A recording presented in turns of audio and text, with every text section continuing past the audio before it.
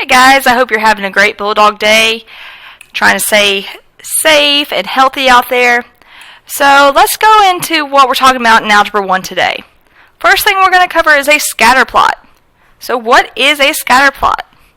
A scatter plot is a graph of data in two variables on a coordinate plane.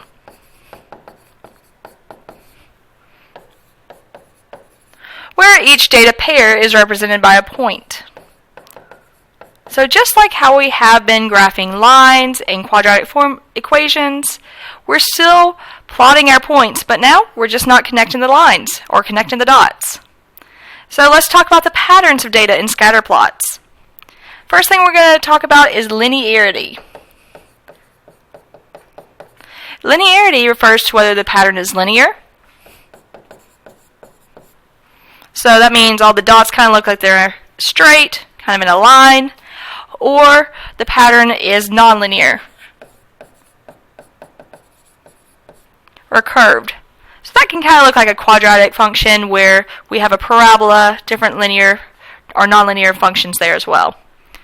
Alright, our next pattern we're going to talk about is direction.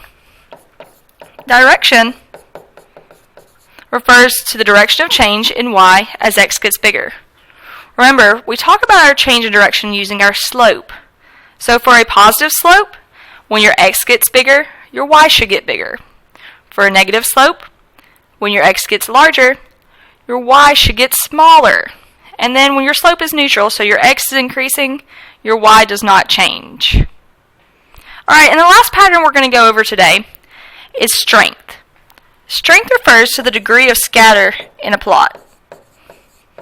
So this tells us how far away or how close our dots are spread. So let's talk about when our dots are widely spread. They're far apart. We're going to say that their strength is weak. Alright? On the flip side of that, the strength is going to be strong when the dots are closely spread. So they're close together. And if there's really no way to tell if they're weak or strong, they're kind of moderately spread out, we're going to call that moderate. So they're not too close to each other, but not too far apart from each other either. Also, moderate comes into play when we have outliers, guys.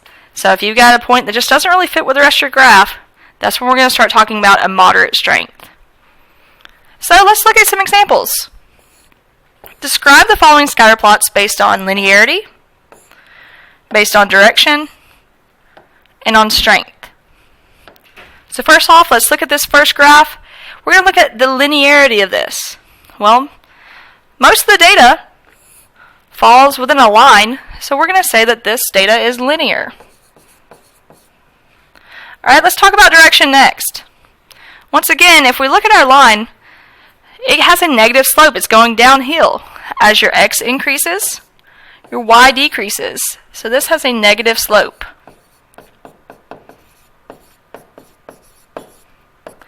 And lastly, let's talk about the strength. Well, like I said before, if we look at this graph, there is an outlier.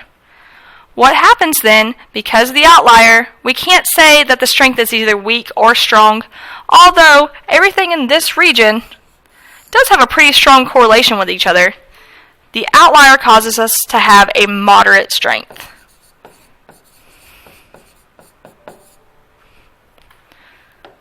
Now let's look at example 2.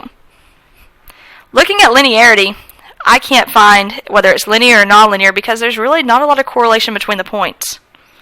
Direction, same deal. We don't really have a negative direction or a positive direction. And the strength, well, some of the data points are close to each other, but some of them are pretty far apart. So overall, we're just going to say that this has no correlation. Alright guys, now it's your time to try. So you see what you understand in the next step.